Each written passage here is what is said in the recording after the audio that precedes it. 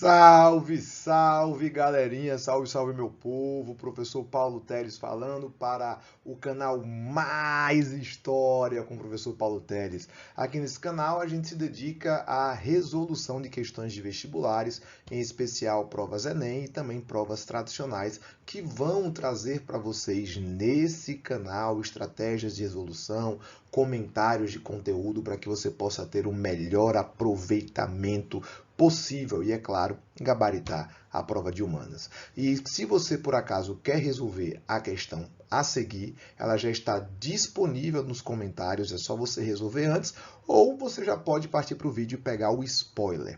Nessa playlist em específico, eu separei aquelas que são, ao meu ver, as queridinhas do WhatsApp, as questões que eu mais recebo dos meus alunos para tirar dúvidas, afinal de contas, são questões que eles acabam se embolando. Por exemplo, nessa questão aqui, de 2014, muita gente achou que era uma questão sobre Revolução Francesa ou sobre política na França. E não é. É uma questão que envolve teoria da história, é uma questão que envolve história e memória, uma discussão muito interessante a respeito das questões, das habilidades de como se compreender a história, a memória e o passado, beleza? Então se inscreve no canal, curte, compartilha, dá aquele like que vai dar uma força muito, muito grande pra gente. Bom, como eu costumo dizer, é sempre importante você analisar, né, a questão como um todo, tá? E aí, por exemplo, você poderia, né, numa questão que tem um texto aqui relativamente médio, curto, você pode começar logo diretamente pelo texto. Se por algum acaso for um texto que você considere longo, eu recomendo você começar pelo enunciado, afinal de contas não tem sentido de você procurar, né, no texto algo que você nem sabe o que tem que achar. Então, vai para o enunciado, olha o verbo operatório, né, o comando da questão, a pergunta, olha o verbo, procura o que ele está querendo saber de você.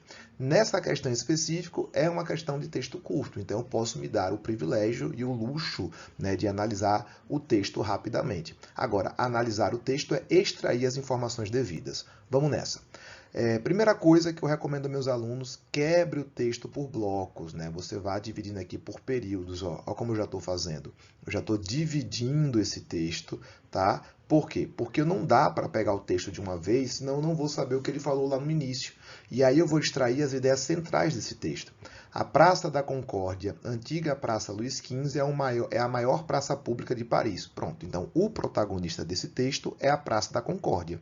Mas até agora ele não me disse nada. Ele só me falou que ela é a maior praça pública. Então ele me disse sim alguma coisa. Se é a maior praça pública, é a praça mais importante. Aqui na minha cidade, por exemplo, a praça mais importante é a Praça Fausto Cardoso, tá? No Rio de Janeiro, eu acredito que a região mais importante, que não chega a ser uma praça em si, mas é a Cinelândia, tá? Em São Paulo, a Avenida Paulista. Então a gente tem assim alguns espaços que ganham muita notoriedade em algumas cidades de cada país.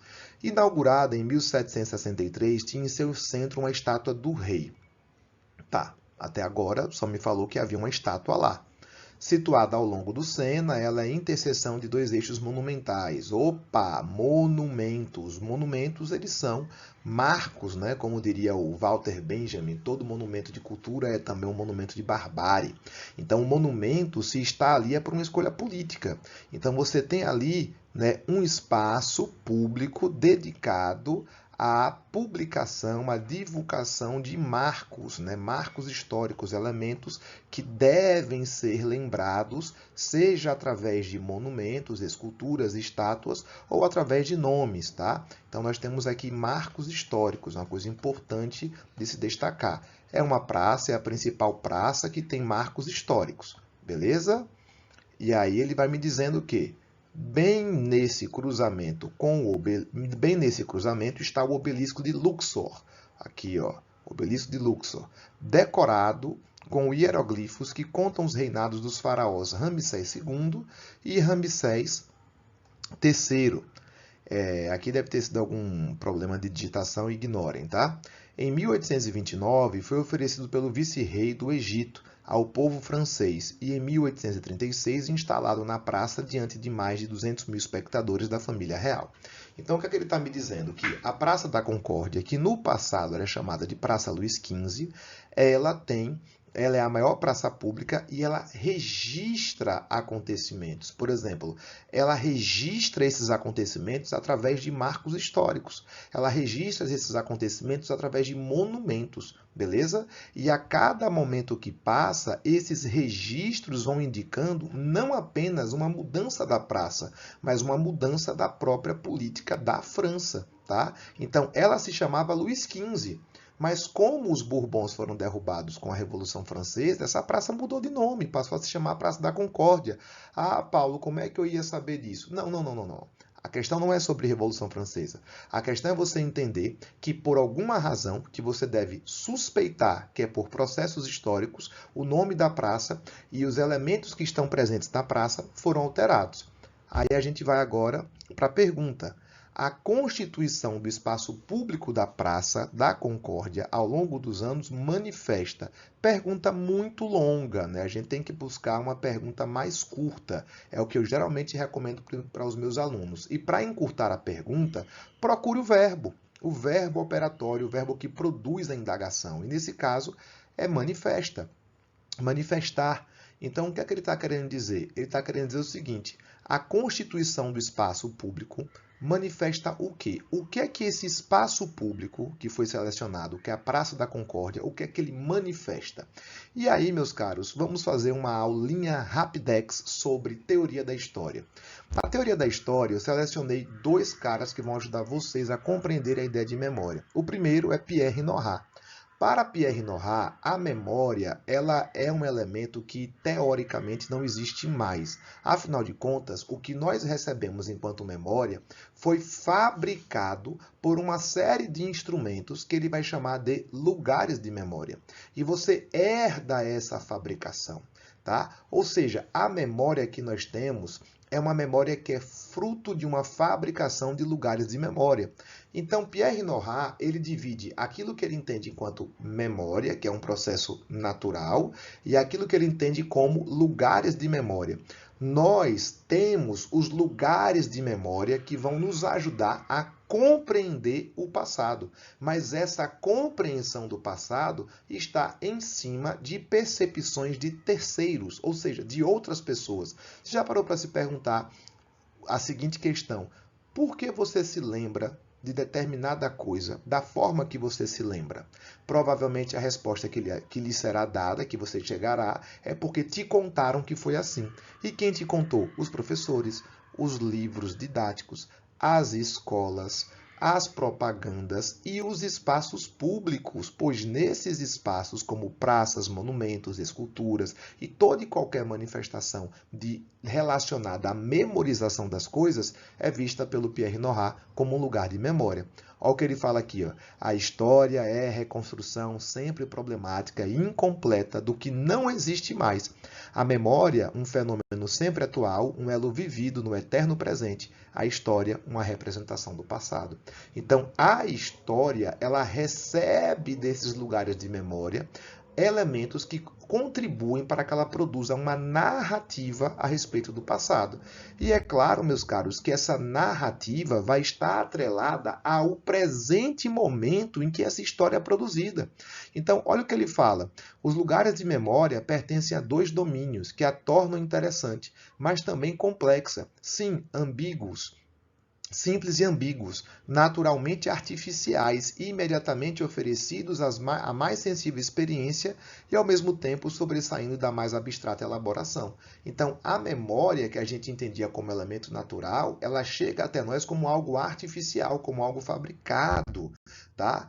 Para o nosso querido Pierre Nora, os lugares da memória nada mais são do que restos. Tá? A gente pega aqui elementos que vieram de outras pessoas e vai construindo um quebra-cabeça a partir de elementos que foram fabricados.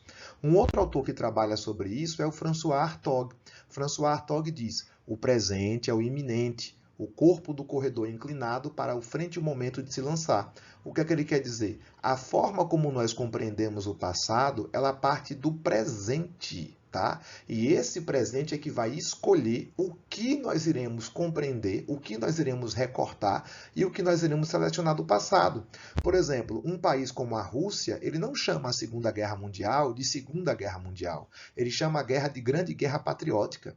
Tá? Ele trata nos seus livros de história, o Vladimir Putin, por exemplo, tem trazido nos livros de história da Rússia uma história do governo de Stalin que vai até a Segunda Guerra, ignorando elementos como, por exemplo, os expurgos, os campos de concentração, as perseguições.